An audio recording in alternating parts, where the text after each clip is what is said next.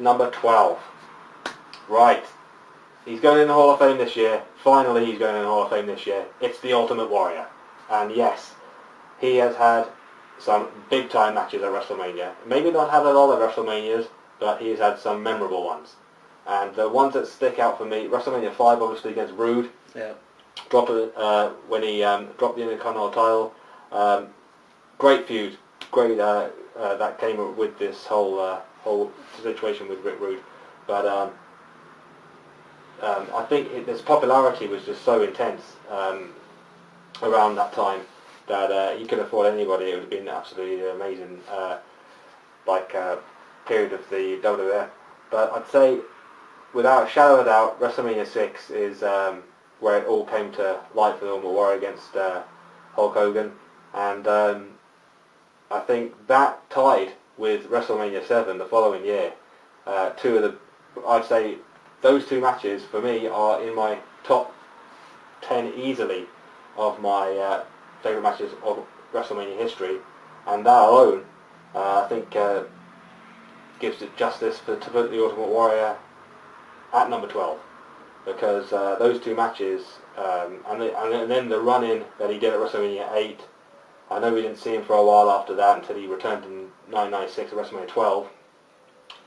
So you're talking 92, 96 that he wasn't actually even involved really in the WWE, but it didn't really matter. He returned, maybe not as much as popular as he was before, but he still put on a great show. He didn't have to go too long against Triple H, but I think it'll be nice to see him at WrestleMania 30 out there, even if it is to pick up a Hall of Fame induction. But if he does put on the tights again, I mean, that will be quite a return as well. But yeah, Ultimate Warrior, one of the greatest personalities of WrestleMania, at number 12. In at number 11 is JR and the King. A great commentary duo. Absolutely amazing. They've kind of had a few different partnerships. They've not always kind of just solely commentated on the WrestleManias. They've owned their own. Sometimes Michael Cole's been involved. Sometimes there's been other personalities involved, Vince McMahon and Michael Cole and Taz. But you always, when you're watching those manias, what they're involved in, you want the big matches you want them to be commentating, and I think sometimes some of those manias where they shared responsibility with Taz and Michael Cole, it perhaps gave them a break, gave them a breather, and they really got into it. And JR when commentating on a Stone Cold match is his commentary. Oh, he ups the bar for that, doesn't he? He ups the bar massively indeed. I think it's some of the quotes as well that they give. Well, you got some of your favourites, haven't you? Well, I've got some of mine. I mean, I wouldn't steal any of JR's though. But I think most people would probably put them just above Jesse and Gorilla, I'd say. I think so. I think it's debatable. That's why they're so close. JR is probably the greatest commentator of all time. So although I personally think Gorilla and Jesse are a better partnership, I think JR and King, because JR's just so good. Yeah. He helps bump them up the table there. Yeah. And at number 11, I mean, if you had to say, who do you want to be commentating at WrestleMania 30, you'd want those two there out there. So that's why they're up there at number 11. Yeah. Sid, take it away for number 10. You can't see me. John Cena. Cena sucks, let's go Cena. What can I say? This guy gets the crowd reaction that nobody else really does at Manias, especially in the modern era. He's been in a lot of Manias, and he won fairly in his first 4 matches against Big Show, JBL, Triple H and Michaels. He won his first world title against JBL at WrestleMania 21, and he was very babyface in all of these.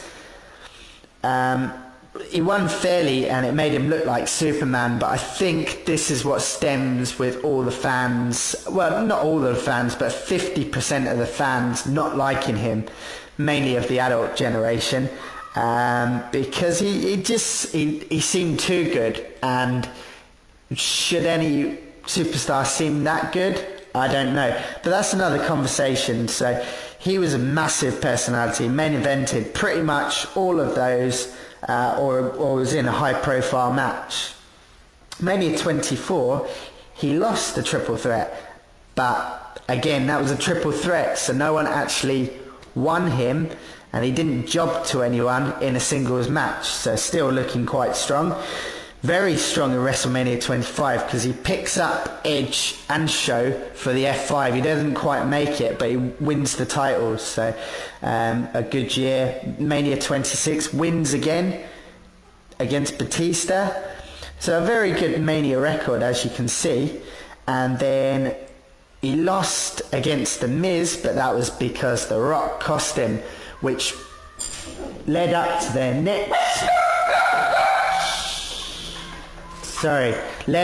next match, Mania 28, Once in a Lifetime, which was a year build up. And then, as I said, it was meant to be once in a lifetime. He lost against The Rock, but then the next year, Mania 29, he ended up beating, twice in a lifetime, The Rock. Bit disappointed by that, but nonetheless a massive match for Cena. 10-3 is his Mania record, so as you can see, he definitely deserves to be in the top 10 top personalities of 30 years of WrestleMania.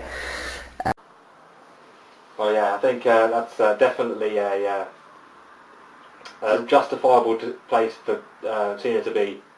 Because say what you want about him, but the last 10 years, he's been the man. So I think Sydney done him justice there.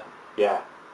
So right on and upwards, literally, or downwards, so to speak. Number 9, Vincent Kennedy McMahon. Now, I think WrestleMania wouldn't be around without Vince McMahon. I mean, I know Finn came up with the name, but Vince, it's his idea. But if you're talking about on screen, what we're reviewing it on, Vince has had some memorable moments. Even so, like, I mean, enough to put him in the top 10. I mean, WrestleMania 3, he was out there just presenting it as back then he didn't even really know he was the owner of the company. Know too much about him. But you didn't really see him through the first parts. I mean, a lot of his stuff was out the back. But from the WrestleMania 10 onwards, he became quite an established commentator. Did some work with JR and King when they first started off together. And then the real magic of Mr. McMahon came to play. I remember the first WrestleMania 15, I think it was, that he got knocked on his ass by the Big Show. He wasn't too pleased with that. But from then on in, WrestleMania and Vince McMahon went hand in hand.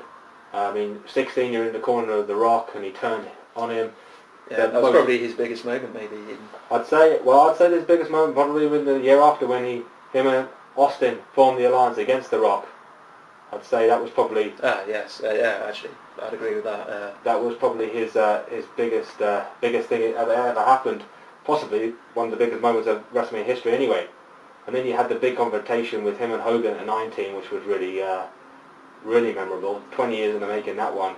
And then he made different appearances throughout the years.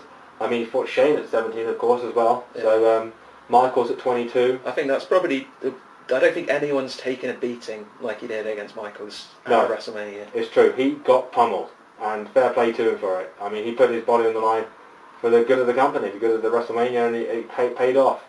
And he even had a match with Brett and got pummeled, even though Brett really couldn't put on a match that to the caliber of Michaels at that time. But I mean, he put so much into WrestleMania, either in a commentary role or a in-ring performance, and he's well deserved, even for just on screen, is Mr. McMahon. Number 8 is Stone Cold Steve Austin in a number 8. I'm sure a lot of people think maybe he should be a little bit higher up the list, but I think his Mania career, it's kind of another kind of short but sweet one.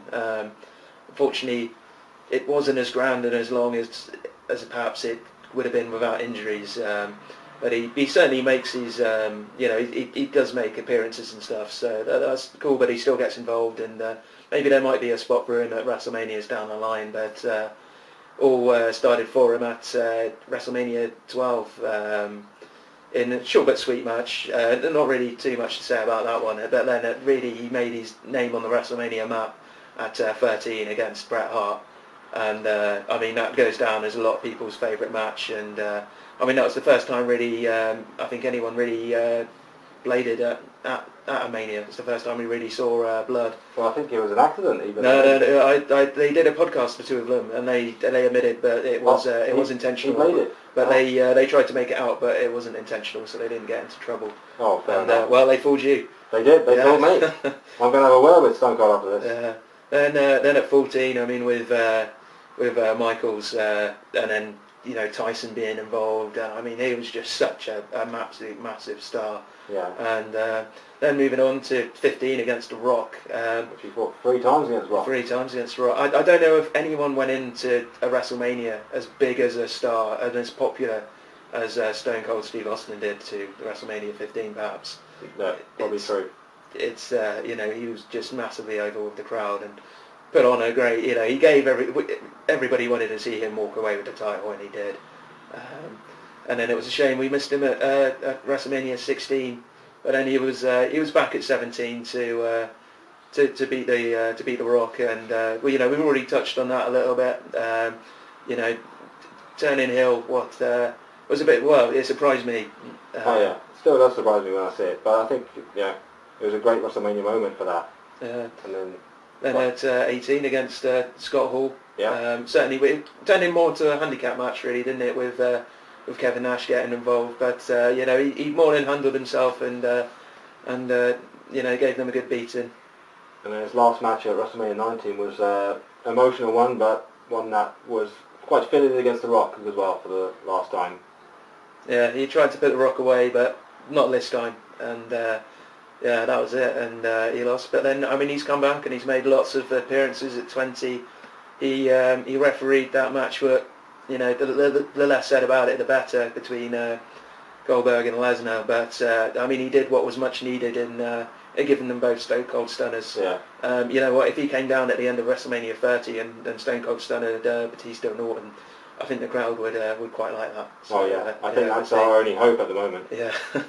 But I mean, he appeared on Piper's Pit as well at Mania, and when he was inducted at 25, he came out and came out to the crowd and got a massive ovation. And last we've seen of him was at 27, where he was referee of that awful match. So hopefully, that can't be it. That can't be it. No, so hopefully not.